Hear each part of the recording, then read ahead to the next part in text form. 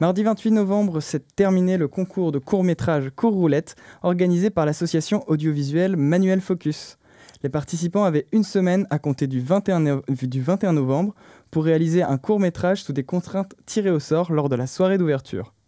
On devait donc retrouver dans tous les films un skateboard, une charcuterie, un scientifique fou, un personnage phallocrate et la citation suivante « Est-ce qu'Edison a dormi avant d'allumer la lumière ?» Bref, c'est donc à la maison de l'association, sous une très drôle mise en scène de la présentation, qu'avait lieu la projection des films.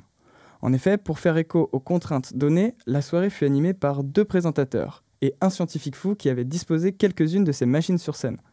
Durant la soirée, j'ai pu échanger avec plusieurs participants pour essayer de savoir quelles ont été leurs principales difficultés.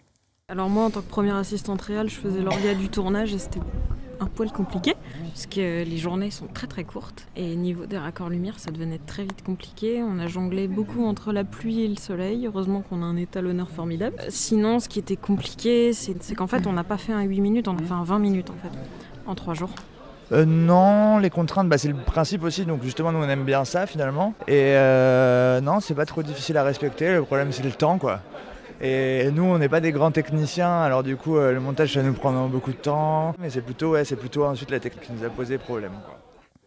Des difficultés techniques, de temps, des problèmes d'organisation pour certains, mais c'est ça aussi le court roulette, des petits moments de galère avec son équipe.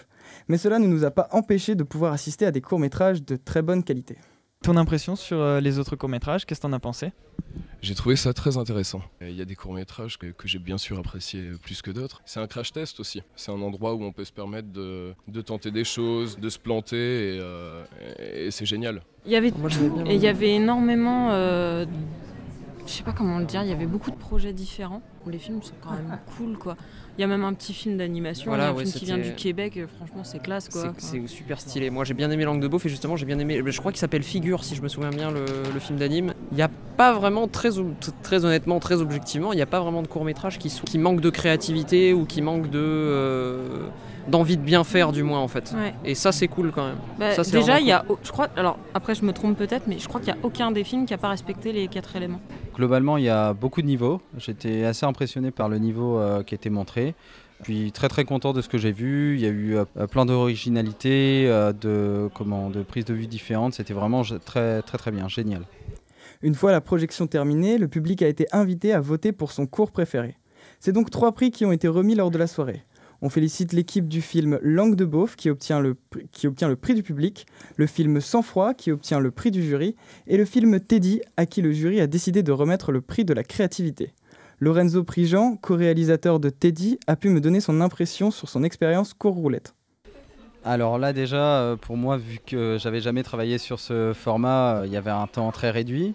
Et en plus, en l'occurrence, nous, on avait une équipe extrêmement réduite. On était 3, c'est-à-dire qu'on était 2 à la réalisation. Et parmi ces 2-là, il y en avait un qui était acteur et on avait également une actrice. Tu dirais que c'était une expérience enrichissante, t'as appris quelques trucs ? Ouais, extrêmement enrichissante. C'est aussi pour ça que j'avais décidé de faire ça. Je m'étais dit que c'était pas mal parce que du coup, ça permettait d'apprendre beaucoup de choses parce qu'on était obligé de travailler vite et bien parce qu'on n'avait pas beaucoup de temps. Et du coup, c'était vraiment très cool. Et tu pourrais renouveler l'expérience ? Ah oui, avec plaisir. Et je pense qu'on va renouveler l'expérience de toute façon. En tout cas, probablement l'année prochaine. Et puis, c'est possible en cours d'année pour autre chose. Super, donc on te dit à l'année prochaine alors pour la 8e édition ? Ouais, à l'année prochaine, avec plaisir. Voilà, le court roulette, c'est fini pour cette année, mais ne vous inquiétez pas, avec le succès de cette édition, l'association Manuel Focus sera de retour en 2018 pour une 8e édition. En attendant, je ne peux que vous suggérer d'aller faire un tour sur la chaîne YouTube du court roulette où sont disponibles les courts-métrages de cette année. Merci Alex, c'est la fin de ce journal.